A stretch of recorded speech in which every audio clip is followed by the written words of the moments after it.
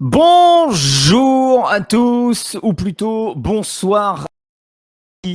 Bien évidemment, d'être encore une fois de plus avec nous ce soir pour le premier Lance Foot débrief en live avec bien évidemment vous tous en direct. Ça y est, vous arrivez, vous êtes de plus en plus nombreux et je rappelle que Lance Foot, le live en mode débrief le lundi à 20h15, c'est tout nouveau, c'est tout chaud et vous êtes en simultané. On est partout, hein. On est sur beaucoup de plateformes, on est sur Facebook, sur plusieurs comptes, lançois.com, Lance Foot bien évidemment. On est sur Twitter, Lance Foot, on est sur YouTube, Lance Foot, on est partout et on est très très heureux de vous retrouver pour ce premier numéro donc de Lance Foot, le débrief en live. Vous allez pouvoir bien évidemment réagir à l'émission, n'hésitez pas, vous laissez vos commentaires et puis on viendra vous voir très très très souvent pour échanger avec vous, supporters et supportrices. On va accueillir la Dream Team de ce soir, ils sont 3. On va accueillir le journaliste de Choc, j'ai nommé Monsieur Sylvain Charlet. Salut Sylvain. Salut la bande, salut Cyril. On accueille le David Beckham de la Belgique. Vous allez voir ce soir, il est en mode Patrick Juvet, sans déconner. Salut tout le monde. Attends, on va accueillir le troisième consultant de la Dream Team pour ce soir. C'est Rémi Buisine. Salut Rémi. Salut Cyril, salut à tous. Alors, à votre avis, les copains, pourquoi notre Guillaume Gillet a des lunettes de soleil? Réponse 1, il veut se la péter. Réponse 2, il y a enfin du soleil en Belgique. Ou réponse 3, il s'est pris un coup de bol. On répond tout de suite ou pas? Ou on garde le suspense pour plus tard? Allez-y, tout de suite. Allez-y. Le soleil en Belgique. Le soleil en Belgique. Rémi? Ouais. Moi, je dirais qu'il y a une constante. Hein. Il y a une constante. Il y avait déjà eu des choses l'année dernière et je pense qu'on est sur la même dynamique aujourd'hui. Ouais. Et ben c'est ça. Regardez la vidéo. Il nous a envoyé la vidéo.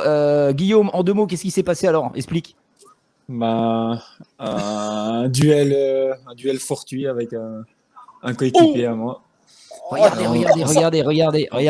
Je vous la remets, regardez. Regardez le choc. Ouais. Regardez. Bon. On s'est pas vu.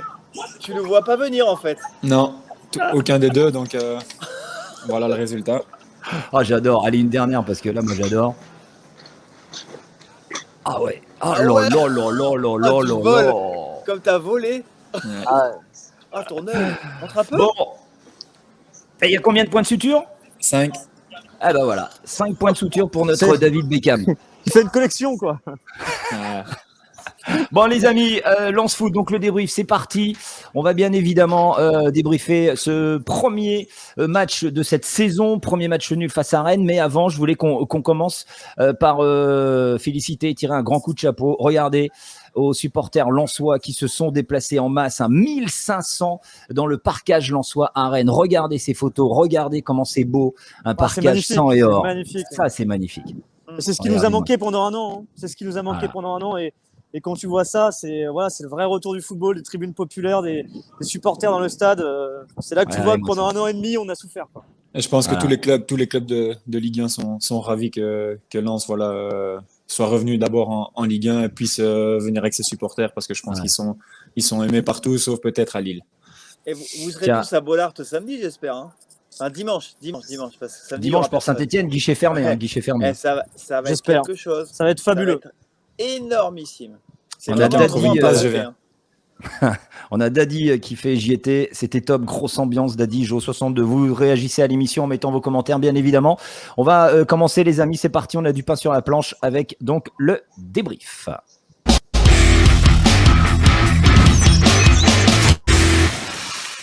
Alors, le débrief, donc, c'était la rentrée des classes pour nos Lensois face à une grosse écurie rennaise. Match nul, donc, un but partout, avec des stats qui parlent d'elles-mêmes. Regardez, on va les voir. Elles sont belles ces stats. Hein. C'était un beau match, des belles stats. 60% donc possession de balle pour Rennes, 40% pour le Racing, 10 tirs, 11 tirs pour bien évidemment les Lensois. Et puis ensuite, côté tir cadré, regardez, on a du 6 tirs cadrés pour Lens et puis 2 pour nos amis rennais. Messieurs, qu'avez-vous pensé de ce match? Très belle sortie. Hyper intéressante. J'ai trouvé l'équipe solide. Et je me dis que sur ces bases-là, tu peux vivre une saison sereine. Voilà, tu sens qu'il y a des acquis. Enfin voilà, j'avais peur de cette équipe rennaise, mais c'est quand même une équipe qui est en rodage. Et là, tu sens qu'à Lens, il y a des acquis. On est sur les acquis. Et j'ai trouvé que voilà, ils se sont fait un peu peur en début de match, mais ils ont contrôlé les débats, je trouve. Ouais, Guillaume. Je pense que c'est encourageant, évidemment, de démarrer la saison avec un match nul à Rennes. Rennes, c'est une des équipes maintenant du top en France. Donc, c'est bon pour la confiance.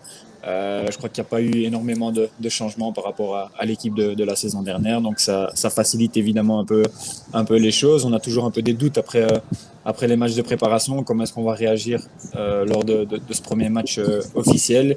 Et je crois qu'à part le début de match, je pense que Lens a rendu une belle copie. Très, très encourageant. Hein. Très encourageant, vraiment, c'est une forme de continuité de la saison dernière. C'est-à-dire qu'il y a toujours cette crainte quand on passe d'une saison à une autre.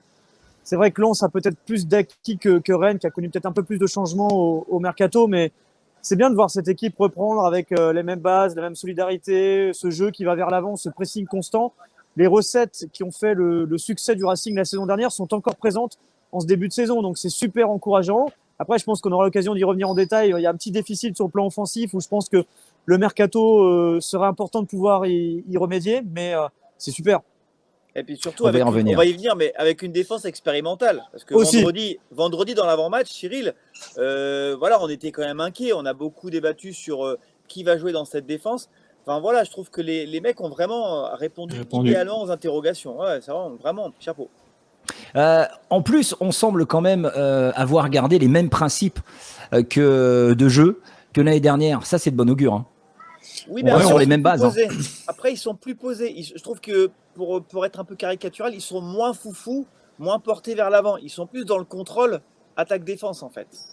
Moi, je pense un peu dans la continuité de la saison dernière. On laisse un peu le ballon, surtout à des équipes comme Rennes, comme ce sera certainement le cas à Monaco. Donc, on laisse le ballon chez l'adversaire. Et on reste bien organisé. On essaie de faire mal quand on peut. C'est vrai qu'offensivement, il y a encore besoin d'être plus tranchant, je trouve. Mais je crois que ça viendra. Les 3 joueurs potentiels qui peuvent jouer devant ont montré leur qualité la saison dernière. Donc, le temps de mettre la machine en route et puis ce sera bien. Tiens, on a Gauthier qui nous laisse un message. Rennes n'a eu que 2 tirs cadrés et nous avons concédé peu d'occasions malgré les absences en défense et le départ donc de Badé, très encourageant pour la suite. Justement, tiens, on va revenir sur cette assise défensive, alors qu'il y avait beaucoup d'absents, hein, déjà, Aïdara, Grady, Medina, c'est quand même méga encourageant. Ah oui, par exemple, on peut saluer la prestation du petit Bourra qu'on n'attendait pas du tout en défense centrale. Hein. Je veux dire, même pour lui, c'est très expérimental et en fait, il a été brillant. Ça aussi, c'est de bon augure parce que c'est bien d'avoir des joueurs qui peuvent aussi dépanner à certains postes. C'est encourageant pour la dynamique de groupe parce que ça crée une émulation de se dire, si un joueur, par exemple pour le petit Bourra, c'est très bouché à gauche, on peut se dire que si en défense, il manque du monde, il peut aider. Et ce sera pareil aussi pour d'autres postes. Donc ça, c'est hyper encourageant vraiment de voir ça. Je veux dire, tu as toute ta défense centrale en soi qui est absente et tu te retrouves avec une équipe qui finalement, avec des joueurs quand même très remuants en attaque du côté de Rennes, c'est quand même leur point fort au départ, eh bien, tu as réussi à tenir. Donc chapeau. Ouais, parce que là, tu te retrouves avec... tu es en train de placer les joueurs en concurrence. J'ai listé un peu par rapport à ce qui s'est passé, par rapport à ce qu'on connaît de la défense lensoise aujourd'hui. Finalement, tu as 7 joueurs pour 3 places. Tu as Fortes, Wu, donc on peut intégrer Bourra, on peut intégrer Aïdara, qui à la base sont des joueurs de piston, mais après il y a Medina, Danso et Grady.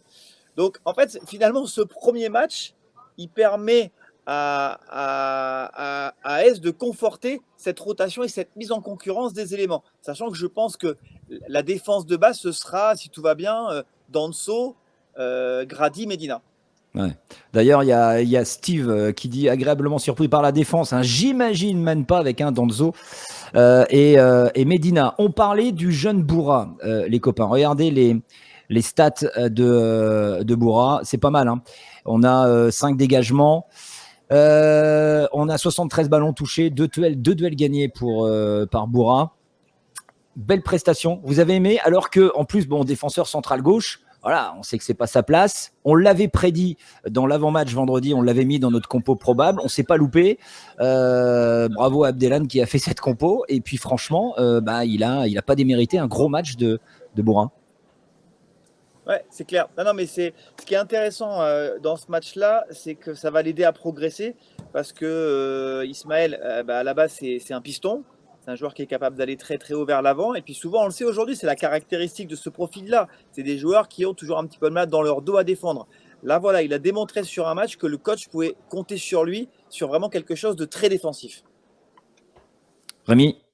C'est ce que je disais il y a quelques instants. Hein. C'est vraiment un joueur qui dépannait à ce poste-là et qui a été vraiment rempli de sérénité, de conviction et qui va apporter une concurrence aussi. Et même aussi pour lui, c'est bien parce que ça lui permet d'avoir un deuxième poste sur lequel on peut compter sur lui.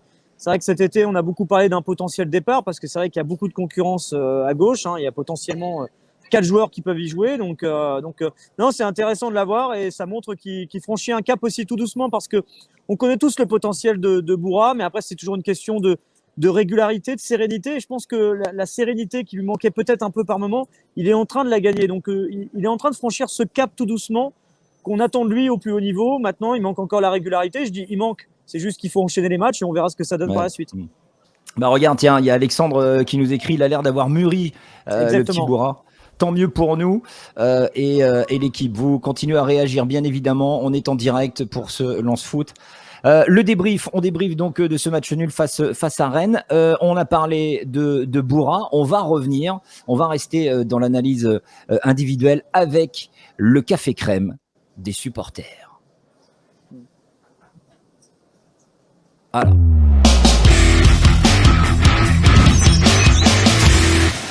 Alors, qui a été élu café crème des supporters, les amis? Regardez, c'est bien évidemment Seko Fofana. Quel match de Seko Fofana, hein. C'est encore quelque chose d'énorme. Déjà buteur, lui à qui on reprochait justement de ne pas être décisif. Il va tout casser cette année? Vous le sentez comment, Guillaume?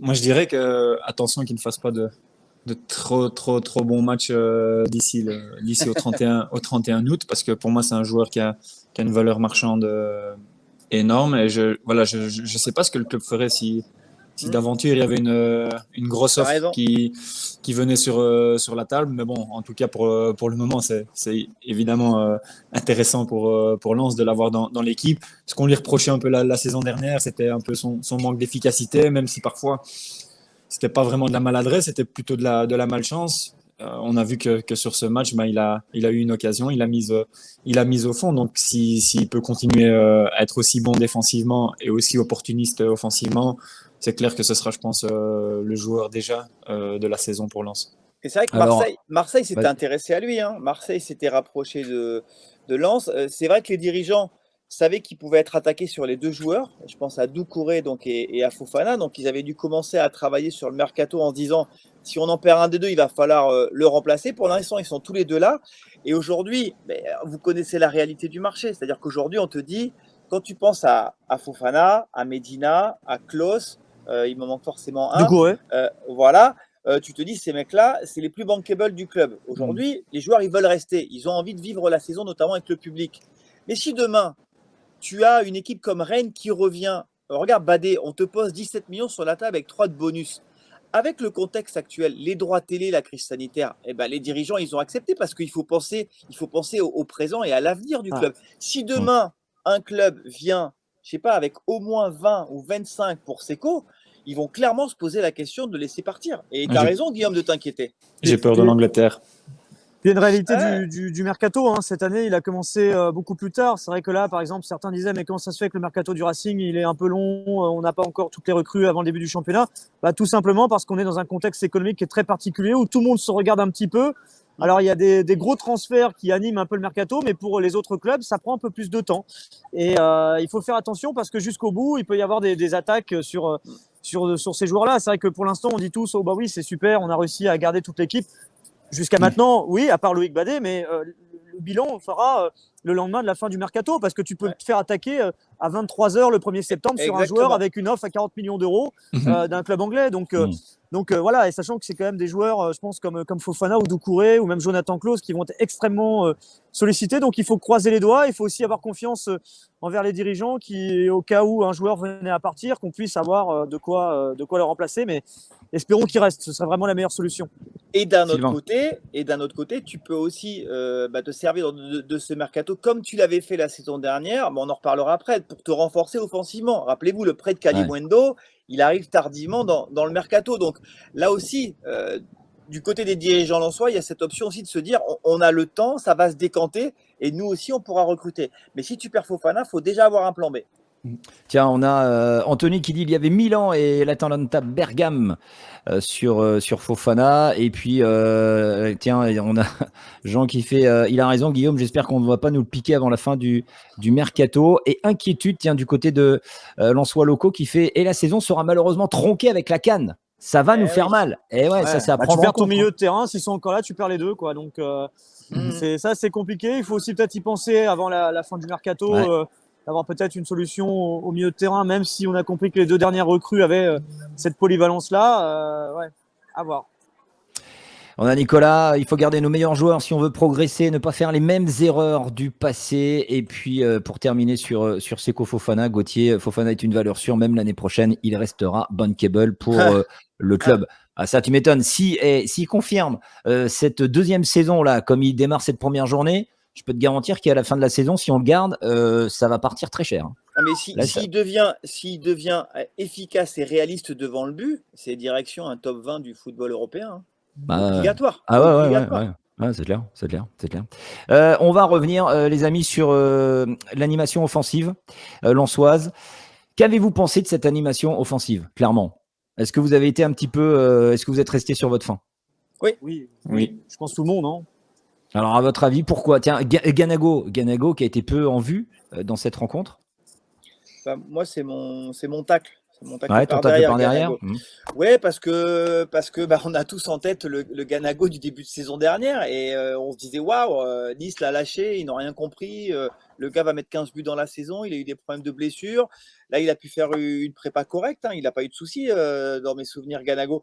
Voilà, on a envie de le briller à la pointe de voir briller à la pointe de l'attaque parce qu'il va falloir un gars qui soit capable de marquer 10 buts. Et aujourd'hui, là, en attendant Saïd, que vont donner Sotoka, Jean, Banza, j'oublie qui encore? J'oublie quelqu'un, non? J'ai fait le tour. C'est pour ça que moi, je me dis, sur le domaine offensif, il va peut-être falloir penser à recruter. D'où l'option, pourquoi pas, d'un prêt d'ici la fin du mercato. Ah oui, non, ça paraît indispensable même. On a un effectif qui est vraiment très prometteur à tout niveau. Et aujourd'hui, là où le bas blesse, c'est vraiment en attaque. Simon Banza était un peu en dessous de ce que j'attendais. Et c'est vrai qu'il y a un gros point d'interrogation sur l'état de forme de Ganago qui nous a tous un peu bluffé en début de saison dernière parce qu'on rappelle que c'était quand même, il y a un an, le recrutement le plus décrié, surtout vu la somme que le Racing avait mis sur la table, qui était de 6 millions d'euros. Il n'avait pas des statistiques fantastiques auparavant. Finalement, il nous bluffe, il se blesse contre Saint-Etienne et on a retrouvé que depuis par intermittence le Ganago qu'on a apprécié. Donc il y a une vraie question sur son état de forme aujourd'hui et sur la suite de saison du Racing. Et c'est vrai que pour moi, le recrutement d'un numéro 9 qui puisse apporter un plus est indispensable. On a perdu Kalimuendo, on a un Wesley Saïd qui est arrivé qui peut-être être une bonne surprise, mais c'est un pari, c'est un gros pari. Remplacer Kalimuendo qui a été une valeur sûre par un pari, ça me paraît quand même un peu léger et ça me paraît important de pouvoir recruter. Après, il y a une dernière question qui se pose, c'est que tu as quand même beaucoup de monde devant. Tu as Corentin Jean qui est là et qui a priori a quelques touches en Ligue 2 mais qui n'a pas l'air d'avoir trop envie de partir. Donc c'est aussi ça, je pense que le board doit être un peu dans une gestion de se dire il faut un 9 mais en même temps tu as aussi beaucoup de monde. Comment tu gères un peu cette notion de concurrence pour éviter que tu te retrouves avec un ou deux joueurs qui dans la rotation offensive ne jouent presque pas? Tiens, il y a la question de Boberic62 qui nous dit pas moyen de se faire reprêter Kalimuendo avec l'arrivée de Messi. Pourquoi pas? Pourquoi pas? Je me suis posé la question tout à l'heure, mais au vu de la fin de la collaboration, on ne va pas dire que ça s'est fini en queue de poisson, mais bon, Kali, il avait l'air de dire voilà, je reviens pas à Lens. Enfin, c'était clair et net. Je pense qu'il a vraiment envie de progresser parce qu'il a de hautes ambitions pour sa carrière perso. Alors, on va parler de Sotoka, les amis. Florian, l'entrée de Flo a été très intéressante. Doit-il retrouver sa place dans le 11 titulaire, selon vous là? Pour moi, Flo il a fait une très bonne rentrée, donc j'imagine que Francaise va faire comme la saison dernière. Il va s'appuyer sur les joueurs qui sont en forme au moment des différents matchs. Et donc, il va y avoir une tournante qui va s'installer. Il faut aussi trouver la meilleure combinaison. On a vu ici Banza avec Ganago. Je pense que j'ai vu un supporter d'ailleurs qui disait qu'avec Sotoka, Ganago était meilleur. Voilà, c'est de nouveau au coach à trouver la meilleure formule là devant. Mais pour moi, Flo aura une carte à jouer cette saison comme il l'a fait très bien la saison dernière. Rémi? Oui, aussi, pareil, c'est vrai que par rapport à Florian Sotoka, voilà, ça fait partie des joueurs qui ont parfois été souvent décriés par leur manque de réalisme. Je me souviens surtout pendant sa saison Ligue 2. L'année dernière, il a été une très bonne surprise parce qu'il a réussi à confirmer en Ligue 1. Et oui, c'est vrai que c'est une possibilité qui peut aussi être intéressante. Voilà, par rapport à la performance qu'a fait Ganago ce week-end, ça me paraît assez évident qu'on peut tenter de voir Florian Sotoka titulaire la semaine prochaine. En tout cas, moi, je le mettrai titulaire avec Simon Banza le week-end prochain. On verra ça vendredi à 18h dans le deuxième épisode de l'avant-match. Pascal Polvan nous écrit: Flo doit être titulaire, il presse énormément et propose des appels intéressants. C'est vrai que Flo, ses caractéristiques, ses qualités, on les connaît, il a 25 poumons, il se donne comme un guerrier à chaque match. Et c'est vrai que ça, ça peut manquer un petit peu. On a David qui dit Sotoka, perso, j'adore ce joueur, mais je le préfère quand il rentre en cours de match. Il est plus tueur et joue le pressing à bloc. Vous êtes d'accord avec David là sur ce côté super sub? Non, parce il a déjà démontré la saison dernière que ça, il était capable de le faire dès le début du match. C'est un joueur qui physiquement a la caisse. Non, mais il a le cardio, lui. Voilà, avant de se blesser en fin de saison, je veux dire, il les enchaînait les matchs. C'était, dans mon souvenir, c'était un des joueurs de champ les plus utilisés jusqu'à 10 journées de la fin. Clairement, ce match à Rennes, Lens a gagné 1 point ou a perdu 2 points? Gagné 1 point. Pour moi, en déplacement à Rennes, premier match, c'est un bon point de prix, clairement. Rémi? Je suis toujours un peu gêné avec la formule parce que gagner, c'est comme si ça aurait plus une bascule de dire on l'aurait pris au détriment d'eux. Chipote pas, arrête. Pour moi, le match nul, il est équitable. C'est un match nul équitable. Donc, en tout cas, on n'a pas perdu 2 points parce que ça aurait été compliqué. Je ne vais pas dire que ça aurait été un hold-up de gagner à Rennes, mais bon, 1 point, c'est bien. 1 point, c'est pas mal. Je suis d'accord. Moi, vraiment, j'aurais signé avant le match. D'ailleurs, on avait pronostiqué, je crois, tous un partout. Non, c'est un très bon résultat. Voilà, tu montres que tu es là. Et puis Rennes, même si c'est une équipe qui est encore en rodage, il y a quand même du talent devant. Souleymana et Terrier, fallait les tenir. Donc, même si Kamavinga, il est encore un peu en dedans, et voilà, derrière, il y a des joueurs qui apprennent à se connaître. Mais ils ont déjà une base, parce que c'est la base de la préparation. Non, c'est très très bien d'avoir marqué les points parce que je trouve qu'ils ont fait preuve de maîtrise, ils n'ont pas paniqué. Je trouve qu'ils ont pris une dimension collective encore supérieure dans la maîtrise, surtout par rapport à la saison dernière. Donc, on peut dire que cette première vous a rassuré pour la suite de la série? Oui. Ouais. On n'a pas parlé de la presta de Kakuta. Bon, on aurait pu parce que c'était brillant. Ça fait du bien. C'est pour ça que je le dis. Parlez-en, messieurs, parlez-en de notre maestro. Magnifique. Quand il est bien physiquement, voilà, quand il est vraiment en canne et à ce poste de meneur de jeu, voilà, il est aussi un peu électron libre, mais Kakuta derrière 2 attaquants, c'est là où les Lensois le voulaient, c'est là où on l'a vu s'exprimer et c'est là où il doit continuer à s'exprimer cette saison. Ouais, égal à lui-même, il doit juste avoir maintenant les joueurs surtout les joueurs qui jouent devant lui, qui arrivent de nouveau à retrouver cette connexion qu'ils avaient la saison dernière avec des passes lumineuses et tout. Mais ça dépend aussi des appels de balles des attaquants. Donc, il y a encore peut-être du rodage à faire là devant, mais c'est vrai que c'est un joueur qui est génial, qui a une supervision du jeu. Donc, si sa préparation était bonne, que physiquement il est bien, il va de nouveau prester à un très haut niveau. Tiens, on a El Chupacabra. Kakuta a été bon. L'action sur la frappe qui frôle la barre, c'est tout lui. On a Tony, Kakuta, énorme, mais quel match, franchement impressionnant. Gaëtan, Kakuta partout, métronome, il a régulé le jeu de l'équipe. Vous êtes nombreux ce soir, c'est bien ça. Allez-y, continuez à réagir, bien évidemment. On est en direct live, encore quelques minutes. Quand Kakuta il joue en déviation, une touche de balle, c'est un délice. Messieurs, juste un petit mot pour Saint-Étienne. Deuxième journée. Ça va être énorme avec une ambiance énormissime. Un stade, on va remettre parce que quand je vois ce parquage, franchement, c'est extraordinaire.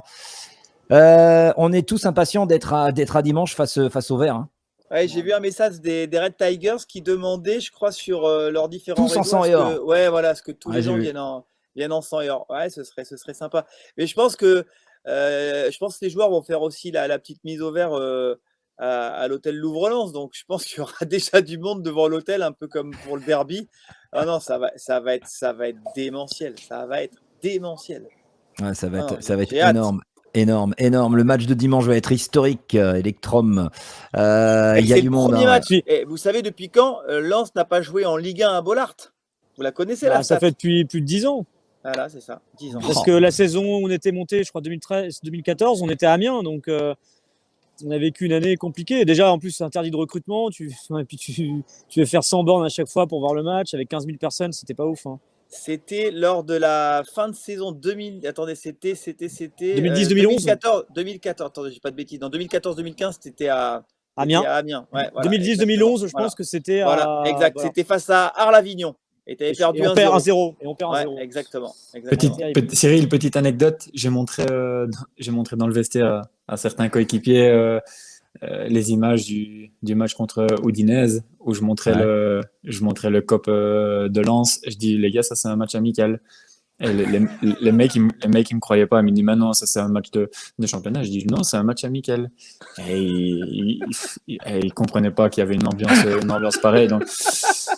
Donc dimanche contre Saint-Étienne, j'ose même pas imaginer.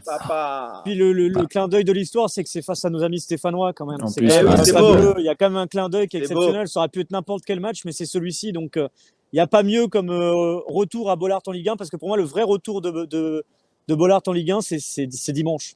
Parce que l'année dernière, on n'a rien vu. Enfin, je veux dire, c'est pas les 5000 supporters contre Paris.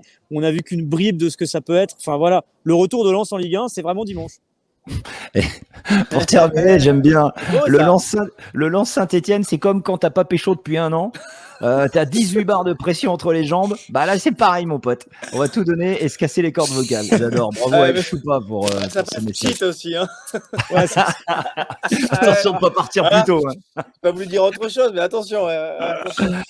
Bon les amis, on va se quitter pour ce Lens Foot, le débrief. Merci d'avoir été très nombreux en simultané, en direct live sur Facebook, sur Twitter, sur Instagram, on est partout. J'ai vu un commentaire qui m'a fait énormément rire de quelqu'un qui disait mais Rémi il est toujours dehors, est-ce qu'il a pas de maison, il se bat toujours dans la rue. C'est un reportage en fait là.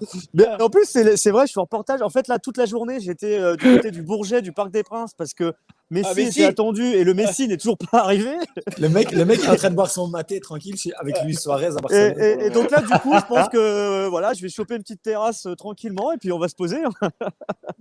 Et pour terminer, parce qu'il y en a plein qui nous ont demandé là, qui ont ça y est, il a déjà coupé, il est déjà parti boire un truc en terrasse, le Rémi. On va se quitter bien évidemment avec la vidéo, regardez, de choc. Voilà, regardez bien au milieu. Regardez au milieu comment ça vous fait rire. Hein. Voilà, Guillaume Gillet. Et boum. Voilà. Et bam, résultat des courses. Des courses. Le mec suit le ballon des yeux. Voilà. Regardez, il est beau. Combien de points de suture déjà 5. Voilà, 5 points de suture. Merci mon David Beckham de la Belgique. Merci Sylvain. Avec plaisir. On se retrouve bien évidemment vendredi les copains pour Lens Foot.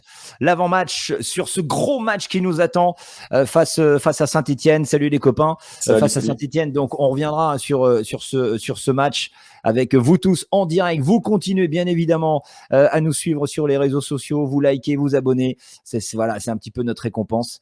Grâce à vous, on est là, on est toujours de plus en plus nombreux et ça fait vraiment plaisir. Merci du fond du cœur. Prenez soin de vous, portez-vous bien et puis à vendredi pour Lance Foot, l'avant-match à 18h en live. Salut.